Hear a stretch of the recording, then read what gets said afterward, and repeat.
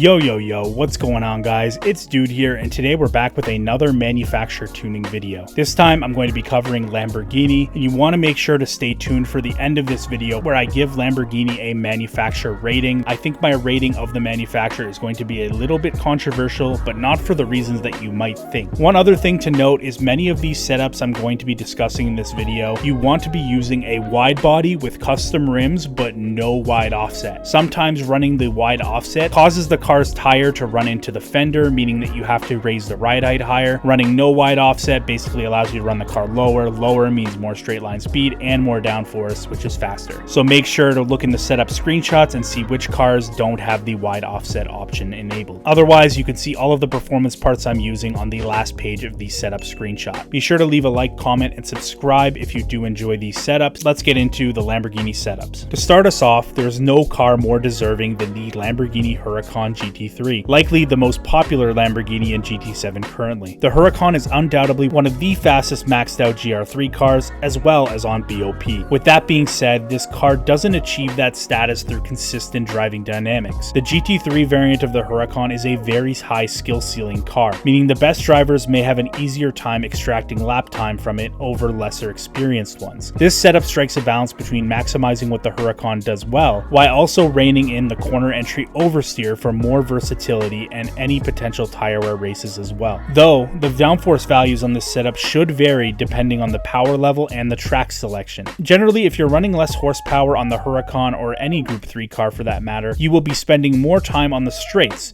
which supports the idea of bleeding both front and rear downforce. But regardless of the power level, the Huracan is a beast that demands the utmost respect from its driver. But if you can believe it, there is an even more insane and unhinged Huracan in this game, and that is the street legal model, especially with this Bugatti engine swap. Aside from the transmission, this setup shown on screen can work well for the unswapped Huracan as well, but I've opted for the Bugatti W16 swap in this video today. Over 1800 horsepower, yet still puts the power down pretty well with its four-wheel drive and mid-engine layout. Where this car struggles is its nerfed downforce values from after the 1.31 update. It understeers quite a bit and feels super sluggish in mid to high speed corners, which prevents it from competing against the other best Bugatti swap cars like the Audi R8 or Nissan GTRs. Another thing to look out for is the fact that this car loves to bounce a lot. It can be dialed out with suspension tweaks, but for me, it made it slower lap time wise, so for the most stable experience, I recommend fitting a wide body with custom rims but no wide offset. This allows you to run the car lower with more stability, as I mentioned earlier. I'd be remiss to leave out the fact that the Huracan also has a broken PP rating with the Bugatti engine, though if you do use this in 800 PP open lobbies, it will be severely frowned upon. Next up, we have the Lamborghini Aventador SV. At one point the fastest road car in the game, the Aventador SV is easily one of the most formidable and popular cars in open lobbies. Here in 2025, it's still one of the best options for maxed out street car events. For a mid-engine platform, the rotation entering corners isn't overbearing, and the power from the V12 doesn't overwhelm the rear axle, despite this setup outputting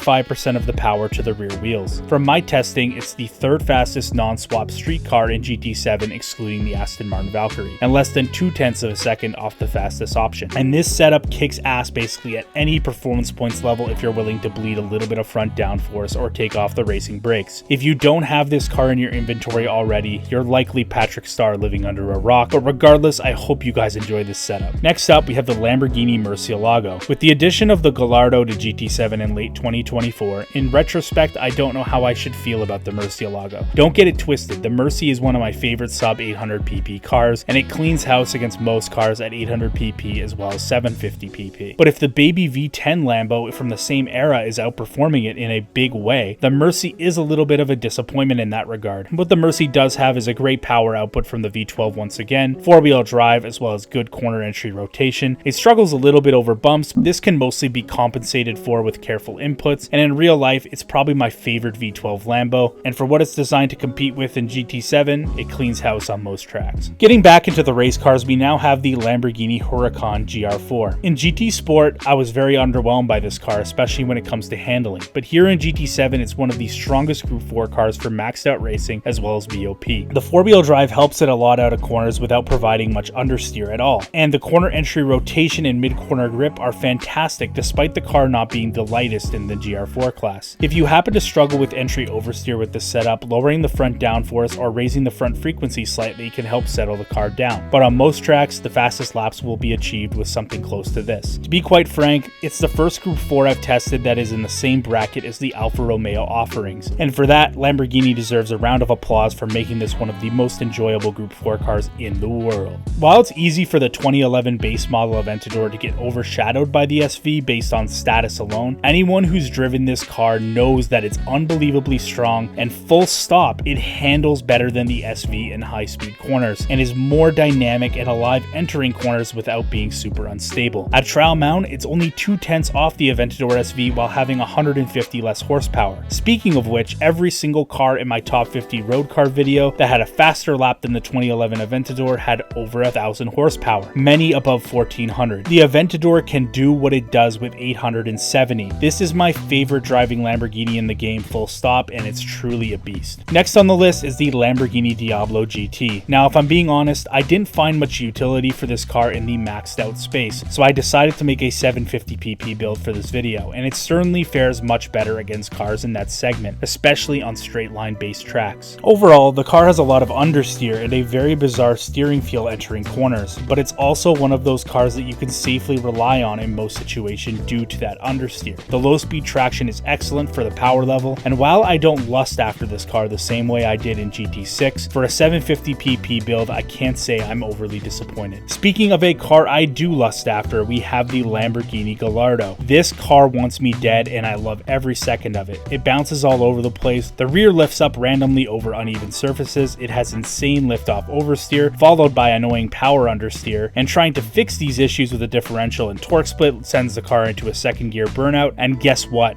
I just don't care. This car is like the girl you know is really bad for you, but you keep going back anyways. I get as much satisfaction getting a clean lap in this car than I do winning a top split Nations Cup race. And above all else, the laps this car is capable of on most tracks puts it right near the top of the board compared to other unswapped road cars. Low 138s at trial mount are possible, but only if you're willing to shit your pants. Good drivers will undoubtedly find success with this car, but if you're not a huge fan of entry oversteer, then I would steer clear. Another vehicle that can be made into a 750 pp build is the Lamborghini Urus, and as far as SUVs and trucks go, this thing blows everything else out of the water. Dynamically, there's nothing that the Urus does badly, and while it does show its weight in some of the lower speed corners, this setup enables it to control that weight better than any other setup on the internet, guaranteed. The lap time capability for its PP level and downforce level are utterly ridiculous, and if you want something in open lobbies to piss off your competitors with, there's no better options. Hit them with the imagine losing to a truck line and you'll be kicked out of the lobby in no time. Next up, what many critics dubbed the first true supercar, the Lamborghini Miura was as much of an art piece as it is an automobile, and to make things better, in GT5 and GT6, the Miura was a meta car for PP racing that terrorized open lobbies on a level difficult to comprehend. In GT7, it doesn't do that, like not at all. It's not very fast. The lack of front downforce and the lack of mechanical grip creates an unfavorable understeery experience, and while lowering the rear downforce or removing the rear wing entirely makes the balance feel better, it actually makes the car slower, and as far as practical use, this car can maybe get by in 650 to 700 pp rooms on straight line based tracks, but otherwise it's just a beautiful cruising piece that's plenty competent hustling around at 8/10. This same understeery sentiment extends to the Miura's follow-up as well, the Lamborghini Countach 25th University Edition. The lack of downforce on this car is apparent as well, but instead of understeering all the time like the Miura, the Countach will also jump into a very unpleasant oversteer at high speed. Making the setup less stiff makes this condition even worse, and honestly, I'm not even sure if this car could be useful for anything. While the Aventador engine swap obviously makes the car fast in the grand scheme of things, it's not really all that impressive for its PP level. And for a bedroom poster car, I was hoping the Countach would be a little bit stronger. I suppose in real life it wasn't really known for its pleasant driving dynamics anyways.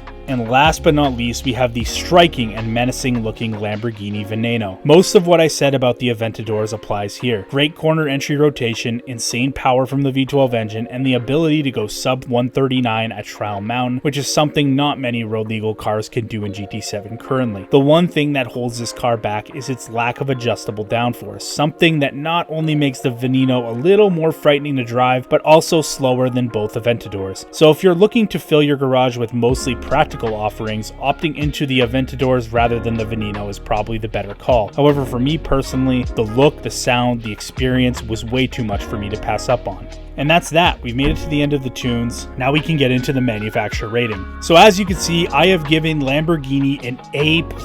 Now getting an A+ is honestly extremely difficult in the rankings that I'm going to do. Of course, I've started with more of these strong manufacturers rather than the weak ones. I think there may be one other manufacturer that's capable of getting an A+, but Lamborghini, its biggest strength, it has the best and most diverse high-end road car lineup in terms of performance. There's just not a single letdown in terms of Lamborghinis that are built after 2000. And when you combine the corner entry rotation that they have with their four-wheel drive system on most of them, a lot of these cars are just downright overpowered, like to a ridiculous level. Also, the race cars in this game are very strong as well. The Group 3 and Group 4 Lamborghini have been upgraded significantly from GT Sport. They are much better maxed out and even on BOP, so that also factors in this A+ rating. I guess if I were to nitpick, the cars aren't the most beginner friendly compared to something like maybe a GTR, and the vintage road cars struggle to turn a little bit, but other than that, I have nothing bad to say about Lamborghini. These cars are awesome, and these setups should be awesome. I really appreciate you guys coming out to this video. I hope you guys all have a fantastic night. It's been your boy Dude,